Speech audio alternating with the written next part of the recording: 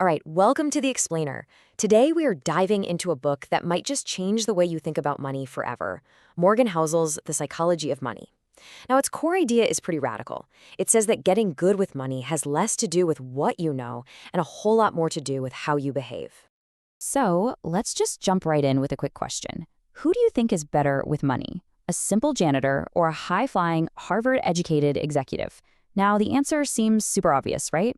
Well, what if I told you the real answer is going to completely surprise you? Let's meet two actual people whose stories flip everything we think we know about wealth completely upside down. Okay, so on the left, we have Ronald Reed, a janitor and gas station attendant. And on the right, Richard Fuscone, a Merrill Lynch executive with a Harvard MBA. One guy lived a very quiet, very humble life. The other was living the absolute high life. But their financial outcomes? Yeah, they're the total opposite of what anyone would ever predict. Get this, $8 million. That was Ronald Reed's net worth when he passed away. And nope, he didn't win the lottery. He didn't get a big inheritance. This was just decades of patiently and consistently saving and investing his money. His superpower wasn't a genius IQ, it was time. He just let the incredible power of compounding work its magic and turn his tiny savings into an absolute fortune. Now, $90,000 a month. That's what it cost Richard Fuscone just to maintain his mansion.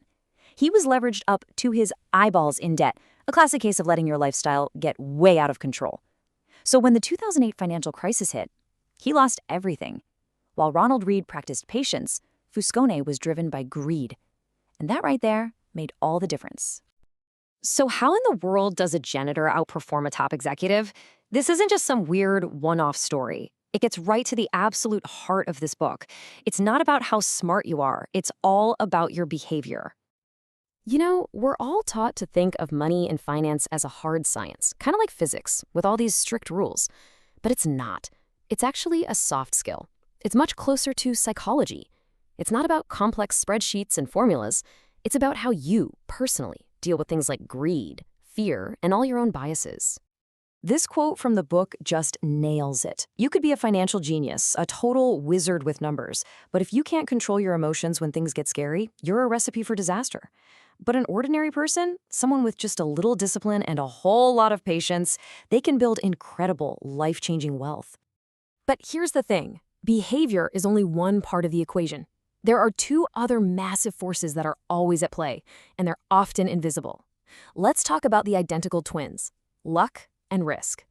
Think about Bill Gates. He had this incredible 1 in a million stroke of luck. He went to one of the only high schools in the entire world that had a computer back in 1968. That gave him a crazy head start. But his best friend, Kent Evans, was hit with the other side of that coin, 1 in a million risk. He died in a tragic accident before they could even graduate. It's just a powerful reminder that our financial lives are never, ever 100% in our own control. Okay, so if we can't control luck and we can't completely avoid risk, what can't we control? Well, we can control our ability to survive, to just stay in the game. And that, as it turns out, is the real, unglamorous secret to building wealth. Just take a look at Warren Buffett. This chart is wild.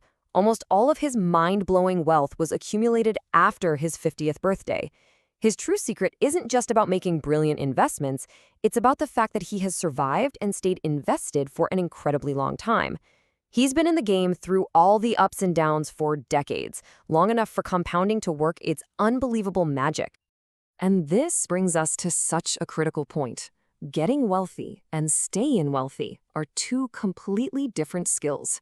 Getting rich often means you have to take some risks, but staying rich, that takes the total opposite mindset. It requires humility and a healthy dose of fear that you could lose everything you've built. So, what's the big takeaway here? What's the ultimate goal? If it's not about being the smartest or taking the biggest gambles, what should we really be trying to achieve with our financial lives? The goal isn't necessarily about getting the highest returns possible. It's about getting good returns that you can stick with for a long, long time. It's about building a financial life that's tough, that's unbreakable, with a good margin of safety for when life, inevitably, throws you a curveball. Because the real prize isn't just a bigger number in your bank account.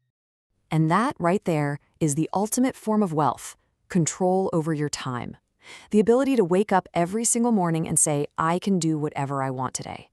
That is the highest dividend that money can ever pay. So the real question to leave you with is, what are you optimizing your money for? Is it for more stuff, or is it for more freedom?